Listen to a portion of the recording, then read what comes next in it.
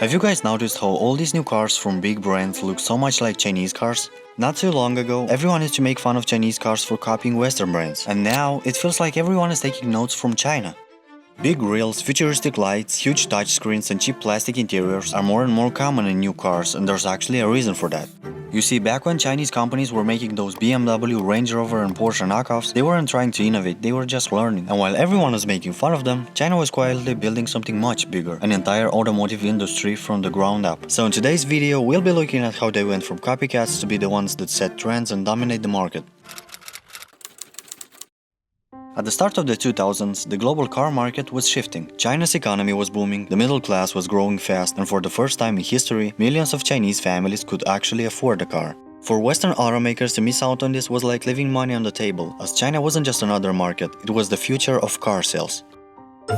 And if you wanted to sell cars in China, there was a catch. You couldn't just open a dealership and call it a day. The Chinese government had a rule. Foreign automakers had to partner with a local company, usually a state-owned one, in a joint venture. That meant 50-50 ownership, shared profits, and most importantly, shared technology. So brands like Volkswagen, GM, Toyota, Honda, and BMW signed deals with Chinese automakers. To Western companies, this felt like a fair trade. They'd get access to millions of new customers. But for China, it was the move that changed everything. Inside those joint venture factories, Chinese engineers were working side by side with German, American, and Japanese specialists. They were studying everything: how engines were assembled, how safety systems were calibrated, and how luxury interiors were fitted, and even how global marketing campaigns were planned. China wasn't just building cars, it was absorbing decades of automotive experience in real time. Think of it like this: while Western brands were focused on selling cars, Chinese brands were focused on learning how to build them, and they were learning fast.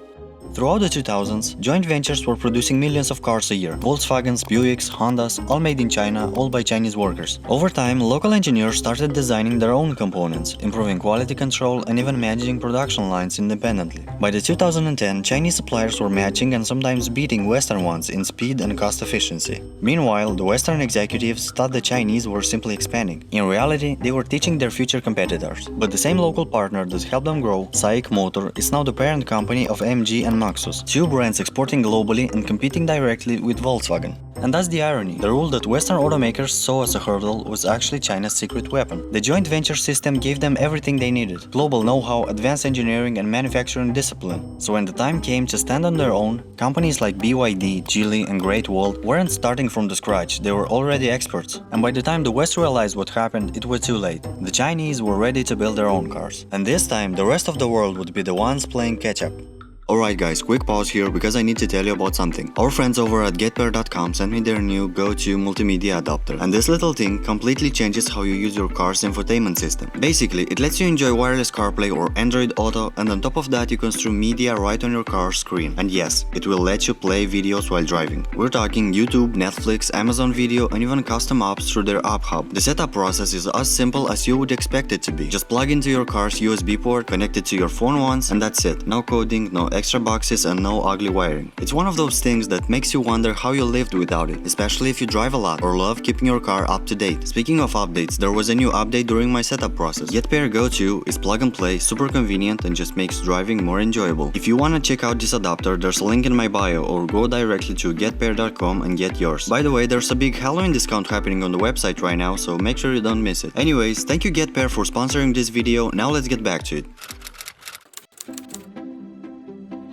While the joint ventures were teaching China how to build cars, something even bigger was happening behind the scenes: a national strategy. You see, China's government never saw the car industry as just business. It was a tool, a way to modernize the country, dominate global manufacturing, and become independent from foreign technology. So while Western car companies were chasing quarterly profits, Beijing was playing a decades-long game of chess. In the early 2000s, China introduced a simple rule: if you build in China, you must share your technology with Chinese partners. But that was just the opening move. The next step was to make sure that local brands could actually compete. So the government was pouring billions in the auto industry, funding research, offering tax breaks, and handing out low-interest loans to domestic car makers. Companies like BYD, Geely, Great Wall, and Chery were practically lifted by state support. It wasn't about profit yet, it was about catching up.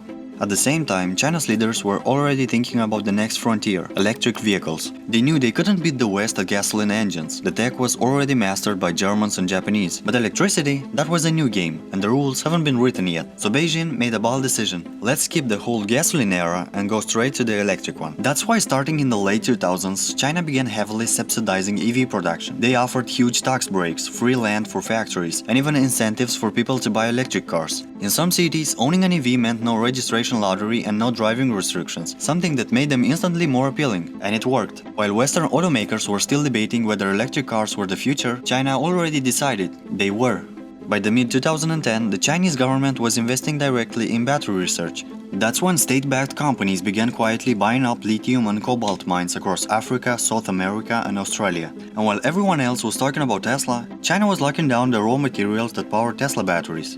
Brands like CATL, which few outside China had even heard of 10 years ago, suddenly became global giants supplying batteries for BMW, Tesla, Mercedes, and Ford. That's when China's auto industry stopped being a student and started being a superpower. Factories were getting faster, cheaper, and more automated. Skilled engineers were flooding in from tech and electronics fields. Labor was still relatively inexpensive, and government oversight made sure the production never slowed down. The result? China could build cars, especially electric ones, cheaper, faster, and at massive scale. They could undercut Western brands on price while still improving quality every single year. And because the government was pushing the exports through low tariffs, state-backed financing, and massive trade agreements, those Chinese cars started flooding the markets in Europe, Africa, South America, and now even Australia. So while Europe and the US were worried about emission targets, mostly Europe, China had already won the first half of the EV war before it even started. For years, Chinese car design used to be a running joke. Look at these alien-looking knockoffs, how could anyone fall for it? And yeah, the only thing that attracted buyers was the price. There was the Shangan CEO, which was basically an X5 with slightly melted edges. The Landwind X7, which looked like someone copied the Range Rover Evoque in Microsoft Paint. And then there's this Geely GE, trying to be a Rolls-Royce Phantom. Back then, Chinese automakers weren't even hiding it, they just copied what worked. Why spend millions designing a car when you can just borrow the look of one everyone already loves, right? And it was funny until it wasn't, because while the rest of the world was making fun of them, China was quietly learning. Every copy, every lawsuit, and every cheap imitation was a step towards understanding what made great designs work. And then, something changed. Chinese brands started hiring the very people they used to imitate. They began poaching world-class designers from top European studios. Geely brought Peter Hurbury, who used to head design at Volvo. Chery hired Steve Eum, a former GM and Hyundai designer. GAC Motors signed Daniel Guzefami from Lancia and Alfa Romeo. And Hank QI, or whatever that's pronounced, once known for making boxy government limos, landed a massive name. Giles Taylor, former chief designer of Rolls-Royce, the man behind the Phantom and Raid. And these hirings were signals. China wasn't trying to copy anymore. It was ready to lead. And you could see that transformation instantly in cars like the BYD Seal, Neo ET5 and the Zeekr 001. These were cars that didn't look like cheap copies anymore. They looked like the future. With slick lines, bold proportions and premium interiors, Western brands started looking controversial next to them. Even European car shows, once dominated by BMW, Audi and Mercedes, started featuring Chinese models that people actually wanted to film and take pictures of. Car reviewers were comparing their build quality with Teslas and other Western cars. And design wasn't the only thing that changed. Chinese automakers operated at lightning speed. They don't follow the old 5-year development cycles. If something trends like a coupe-style SUV or massive infotainment screens, they can push a new model to production in less than 2 years, sometimes even faster. For example, Chery re-engineered the suspension of its Omoda 5 crossover for European roads in just 6 weeks. That kind of turnaround is unthinkable for traditional automakers, who'd spent a year just planning the update. And it's not just speed, it's precision. Thanks to billions invested in robotics, automation, and AI-based tools, Chinese factories can design, test, and modify prototypes almost in real time. The result is a generation of cars that don't feel Chinese anymore, or at least what we used to think when we heard Chinese cars. They just feel modern. The new BYD Seal and Xpeng G9 could easily pass for German in quality and refinement. And ironically, it's Western brands that are now borrowing design cues from them, like the sleek LED bars, the wrapped-around dashboards, and the minimalist interiors. This is now a full reversal role. The imitator became the innovator, and the rest of the world is slowly starting to realize that the phrase "made in China" doesn't mean low quality anymore. The biggest pain point for Western brands was the cost. Building a car in Germany, France or the US is expensive. Labor, materials, regulations, everything adds up. Meanwhile, China can produce an electric SUV for almost half the price and still make a profit. Companies like BYD and Geely are the best examples of this shift. BYD, once a small battery maker, is now one of the world's largest EV producers, and it's profitable. They don't rely on suppliers for batteries or chips. They build almost everything in-house. That gives them total control, lower costs, faster development, and no supply chain headaches. Meanwhile, giants like Volkswagen and Ford are struggling to match China's EV prices. Even Tesla, who once dominated innovation, is feeling the pressure. In China, Tesla cars are often seen as old news, because local brands offer more features, bigger screens, faster charging, and cooler designs, all for less money. And this is where it gets ironic. The same Western brands that once taught China how to build cars are now forced to learn from them. You'll often see German or American executives visiting China factories or design studios, studying how they move so fast. But catching up isn't easy when your entire system was built for the old world of gasoline, long cycles, and legacy costs.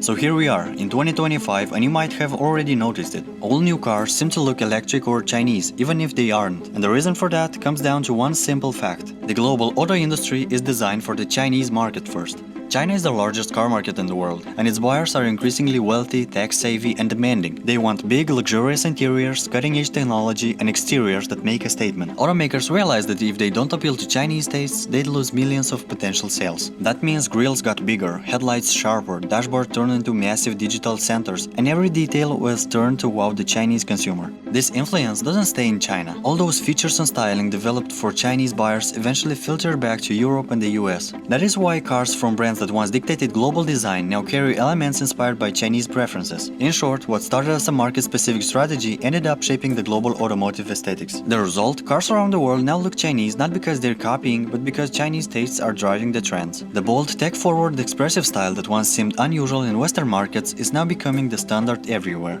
Now, if you guys enjoyed watching this video, make sure to leave a like and subscribe so you don't miss any future uploads. And until then, here are some other videos you might want to check out.